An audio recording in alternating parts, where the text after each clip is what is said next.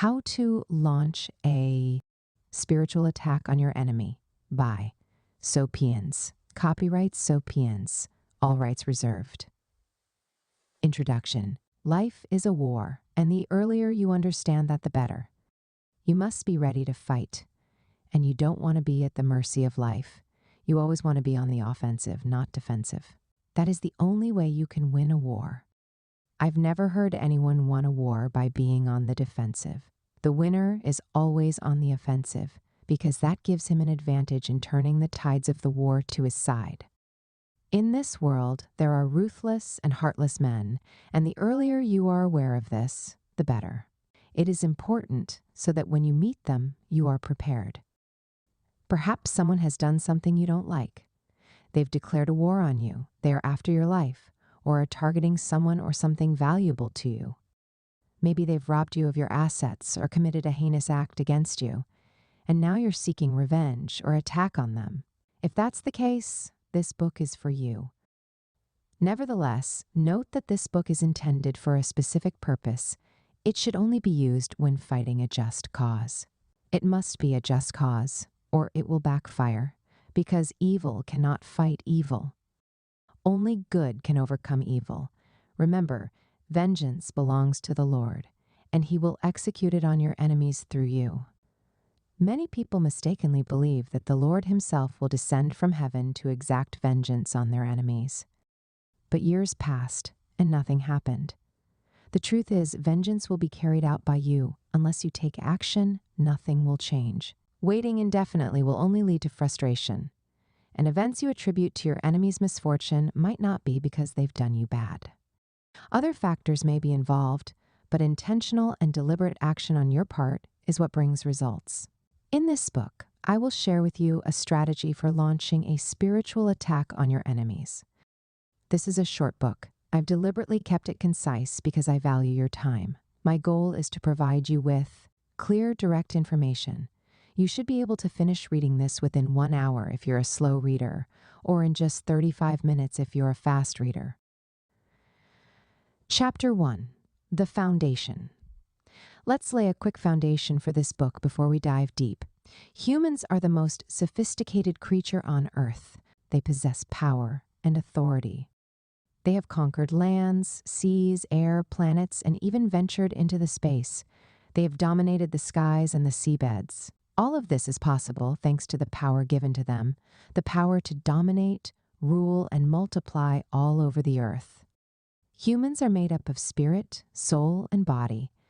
The soul serves as the interface between the spirit and the body. It consists of the mind, emotions, and will. Whatever the spirit needs to communicate to the body passes through the soul, and whatever the body needs to communicate to the spirit also passes through the soul. The soul determines the interaction between the spirit and the body. Moreover, the soul influences what happens within both the body and the spirit.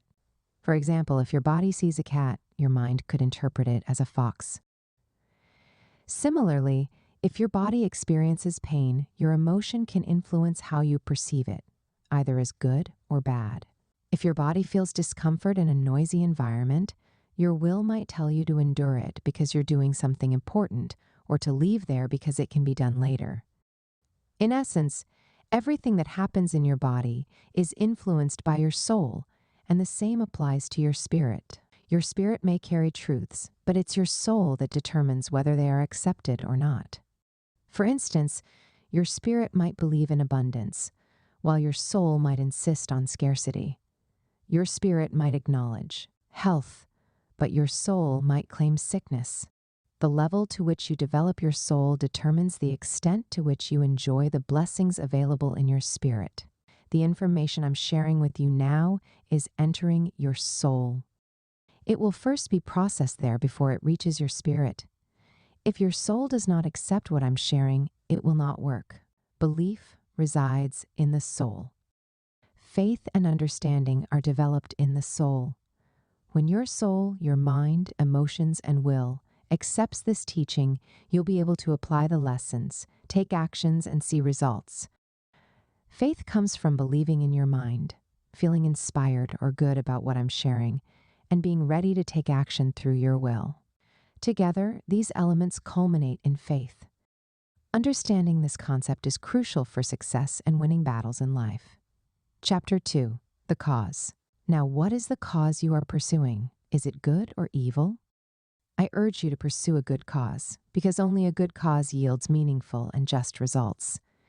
There is no point in investing time and energy in something that will fail or offer only temporary gains without any lasting benefit. Pursue and fight for a good cause. What is a good cause? A good cause is anything that promotes progress for humanity. It is aligned with love, peace, development, abundance, success, prosperity, justice, equity, and overall human advancement. A good cause seeks the well-being of others. It abhors evil and denounces wickedness. It fights against injustice and aims to stop evildoers from their harmful ways. A good cause does not allow corruption, intimidation, oppression, or any form of evil to thrive. It stands against criminality, greed, and selfishness. Those who loot public funds and leave the masses in poverty will be held accountable. They will repay the resources they have stolen 100-fold unless they repent and return what they have looted. A good cause makes you stand against evil and proclaim righteousness. When you fight against your enemies, you are fighting a good cause. If an enemy has vowed to destroy you, you have the right to protect yourself and others by neutralizing their threat. This is self-defense and also serves to protect others from harm. Executing judgment or vengeance on your enemies is necessary. Types of enemies. There are different types of enemies. 1. Those who want you dead, they must be eliminated before they succeed. 2. Those who seek to rob you of your wealth or success. They must be stopped and weakened before they act. 3. Those who hate or resent you, they should lose relevance or be isolated to avoid gaining influence or more influence. Other enemies may not pose a serious threat. They merely exist to observe your success, but they hold no real power over you. A delicious meal is prepared for you in their presence, your head is anointed, and your cup overflows. That is the promise. That is the truth. Whoever is not for you is against you, and whoever is against you is against good. And whoever is against good is against life. And whoever is against life is ready for death. And whoever is ready for death will be considered. If you are fighting for a good cause, you are walking the path of life, where death is not your portion.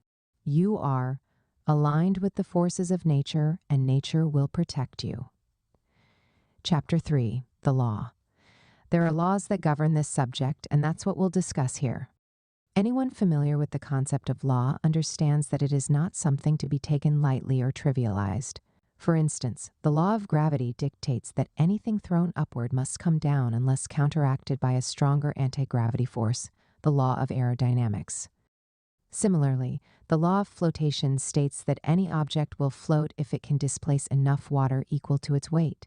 In other words, displacing sufficient water provides the upward force necessary for the object to float. There are countless other laws, and scientists continue to discover more each day. There are also laws governing the human body, the mind, and nature itself. These include physical, mental, and spiritual laws. Such laws have always existed, long before they were discovered or understood. Laws are eternal, universal, and unfailing. They do not discriminate. They apply equally to everyone, regardless of your status or background.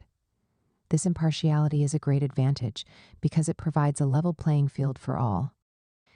If you understand and apply these laws, you can achieve great things, not because of luck, but because the laws themselves are potent. Everything anyone achieves in the world today can be attributed to the application of some law. Whether they are aware of it or not, the law works as long as it is applied correctly. Laws that suspend other laws. One fascinating aspect of laws is that some can suspend others. When a particular law is activated, it can override another. For example, the law of aerodynamics suspends the law of gravity when an airplane is in flight. On an icy surface, the law of inertia overrides the law of friction, allowing objects to move more freely and quickly than they would on a rough surface. Similarly, in the spiritual realm, the law of sowing and reaping can be suspended by the law of mercy. This exceptional law applies to those who have done wrong but have repented. It is not for individuals who continue to do wrong without remorse.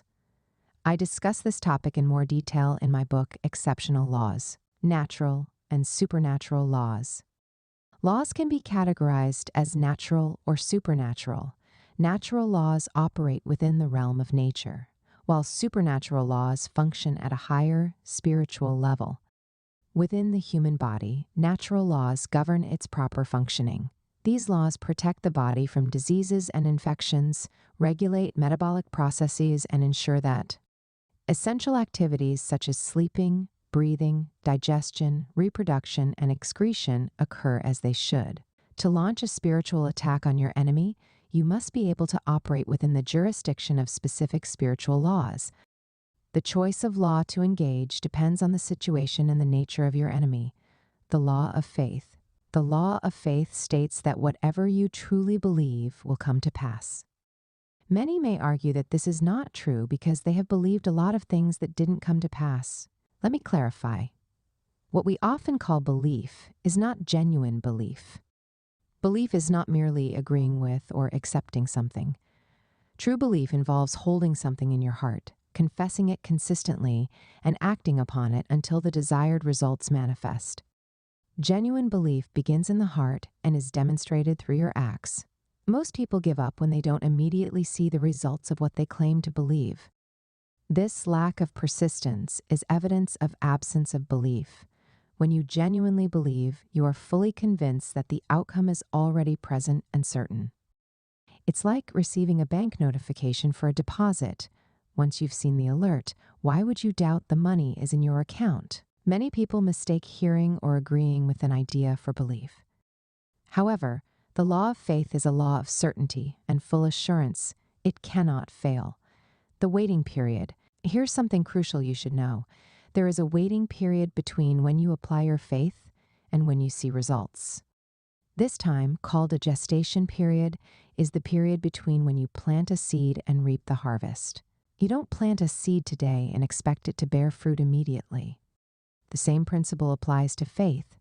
Time is required for the manifestation of the results, the law of time. The law of time is essential when engaging your faith. Nothing worthwhile is achieved without time. Every valuable thing requires a process, and that process takes time. Similarly, your faith requires time to grow and work effectively. By reading this book, you've invested your time to learn and apply something that will help you. This is vital. So you didn't just have faith, but you put it to work. And in doing that, you'll see results.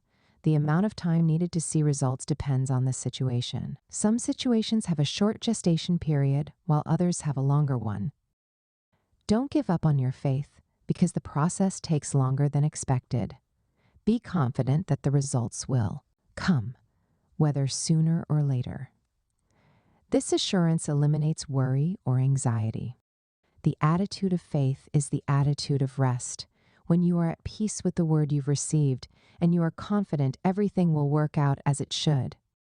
Time is a vital ingredient for achieving any result in life. Chapter: The Energy, the Law of Energy. The law of energy states that everything that functions, lives, or animates depends on energy. Science has shown that energy can neither be created nor destroyed. It can only be transformed from one form to another. This means no one created energy, yet it is the foundation of all creation. Energy is abundant and omnipresent. It is the ability to do work, and without it, nothing can be done. Energy is what enables us to move, think, and perform daily activities. Even when we eat, the ultimate purpose isn't just to enjoy food, but to derive energy, which sustains life. Energy is crucial for life itself. Light is energy. Sound is energy. Movement is energy. Even life itself is energy. Thoughts are energy. When you think, you use energy. Ideas you receive are also forms of energy. Everything humans have accomplished boils down to energy. Without it, life ceases to exist. So, where does this energy come from? Who, what created it? Science might not have answers for these. But one thing is certain, this energy represents a higher power, a mighty one. Nothing can happen on earth without energy. Consider this. You're reading this now because of energy. The light entering your eyes is light energy. The muscles allow movements in your hands thanks to chemical energy. Your entire body, as it works in unison while you read, relies on energy. Everything depends on energy. This understanding brings us to an important realization. Whatever can interrupt or cut off the supply of energy can stop everything.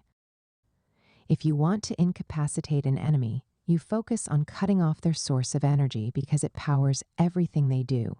Energy manifests in various forms: physical, mental, and spiritual.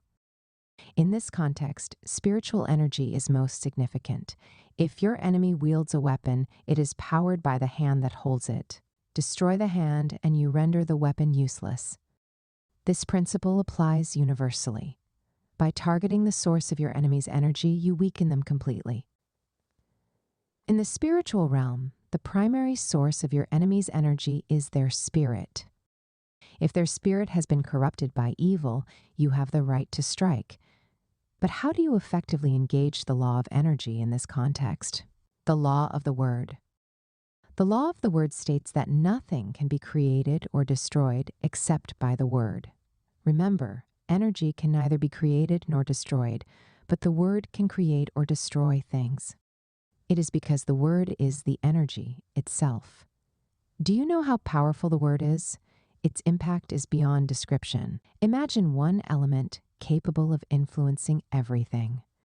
While energy serves as the fuel that animates everything, the word is the force that creates all things. If you wish to create or destroy anything, you must use words. Throughout history, we have seen countless examples of words being used to build or destroy. Words spoken by people in positions of authority carry immense power.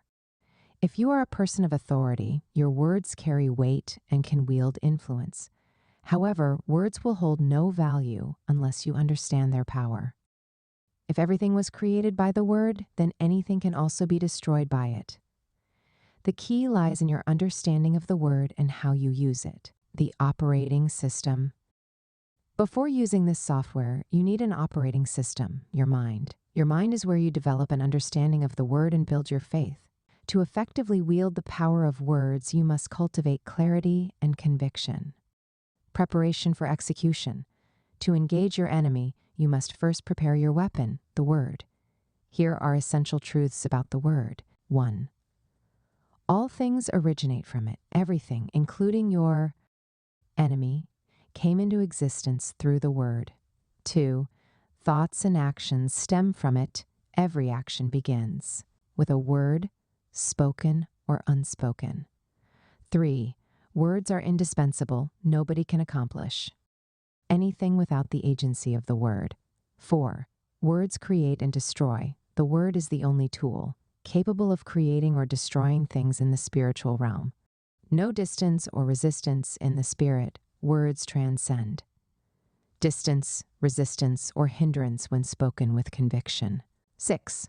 Words must align with faith to achieve results. Your words must be underpinned by faith. 7. Words carry energy. When released by faith, words act as unstoppable energy, always hitting their target. Words have impact.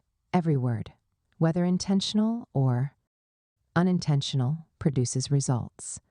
However, their direction or impact can be altered by speaking another word. Chapter: The Execution. To strike your enemy, aim your word at their weakest point, their cause. Your enemy's weakness lies in their wrongful cause. Nature itself stands against anyone pursuing evil, and if nature opposes them, it supports you as long as you follow a righteous path. Use your words to attack this weak point. To execute this, follow these steps. Find a quiet space, choose a silent location where you can. Focus and make your declaration. 2. Direct your words. Address your enemy either by name if known or by visualizing their image. 3. Speak with authority. Say the following words with authority. You have done to me and have chosen to present yourself as my enemy. I have a good heart, but you have aligned with evil. I tell you today, if you do not repent within days or months, I declare your elimination. You breathe, you have water within you, you possess spirit and energy, all gifts from the Creator who detests evil. Because you follow evil and have wronged me, I declare that if you do not change your ways in days, you will be eliminated.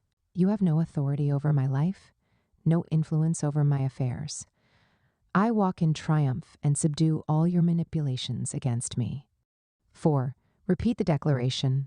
Speak these words 7 times per day, for 7 days, or you add more depending on your level of conviction. Visualize your enemy as present before you, listening to your declaration. Keynotes. This method will not fail, except your target is not a living being. For your word to take effect, the target must be a living being. Be able to breathe, sleep, eat, talk, and perform other activities of the living. Believe in your heart that your words have already taken effect. Nothing can stop them except your doubt. Faith, understanding, and persistence are the pillars of this process. Use the power of the word on your enemy with precision and purpose. Chapter 6. The result. The result will surely come. Nothing can stop it. If nothing can halt the rising of the sun or the breaking of the day, then nothing can stop this. The same laws that hold the earth in place are the ones you've applied, and they must inevitably work. Think about it. If you speak to someone and they are not deaf, they will respond, right? Even talking over the phone achieves the same result because the person hears your voice. Similarly, when you release your words, your enemy's spirit hears you and they will respond. If they choose not to repent, they will have only themselves to blame. Nature does not delay in executing judgment against evil, especially when its laws are engaged. Nature supports everything aligned with goodness and rejects everything that promotes wickedness. It is always wise to give your enemy a chance to repent. If they take it, they can change their path. However, if they refuse, the word you have spoken will eliminate them from the land of the living. Some might ask, isn't this punishment too severe? Why eliminate your enemy? The answer depends on the type of enemy and the situation.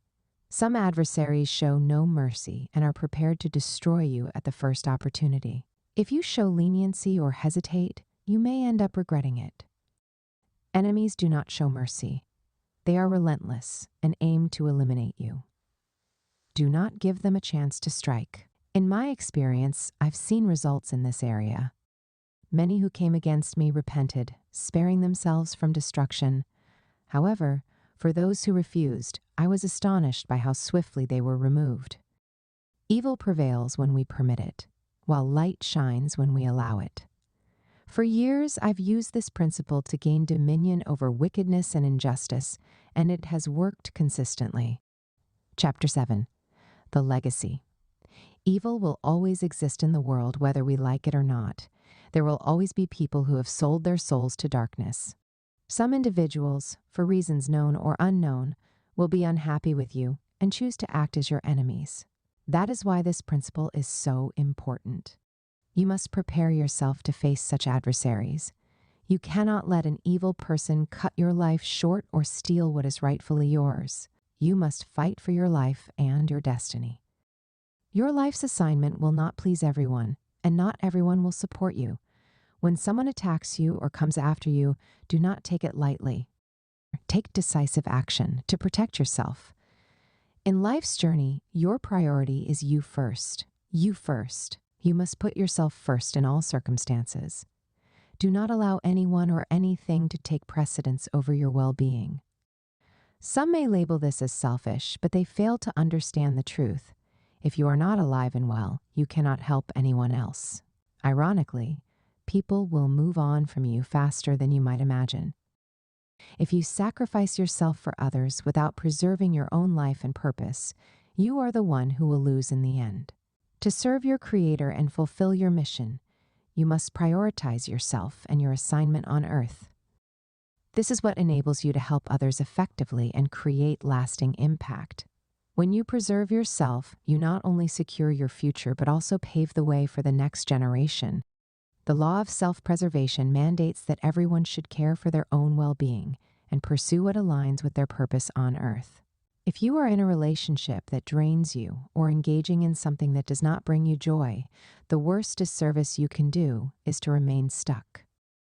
No one is forcing you to live a certain way. Your life is your own, it was not given by others, and they have no authority over it.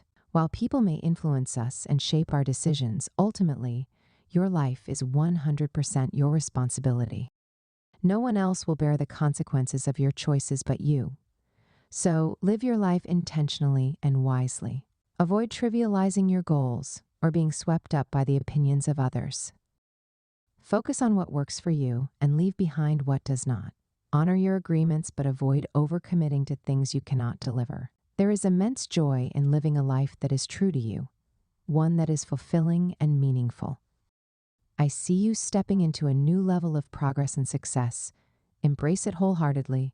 Conclusion. I hope this book has resonated with you, offering clarity and empowering you to find an effective way to confront and overcome the challenges posed by your enemies.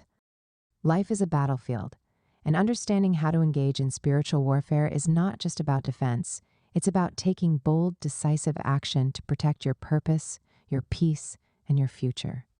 The tools and strategies outlined here are meant to inspire courage and confidence. They are designed to help you stand firm, knowing that you are not powerless against those who seek to harm you.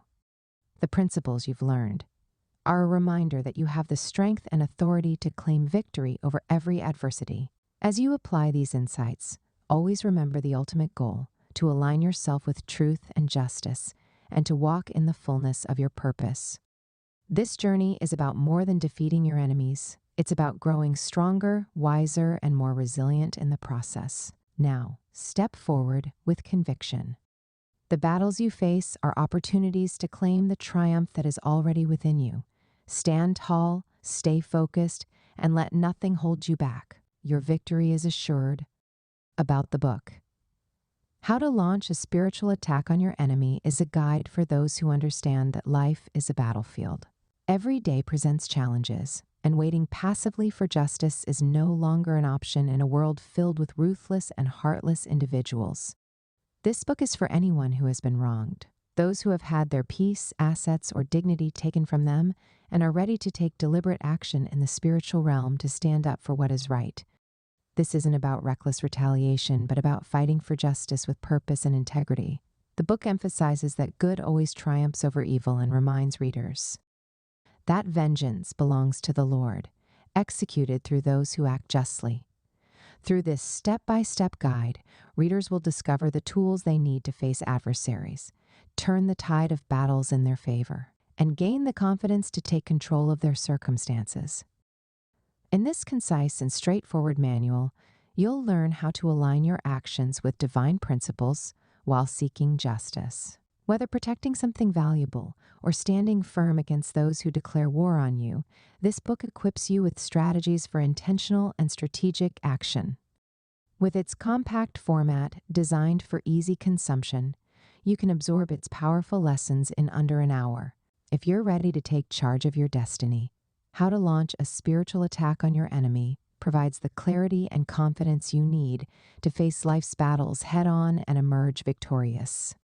Grab your copy today and begin your journey to spiritual empowerment.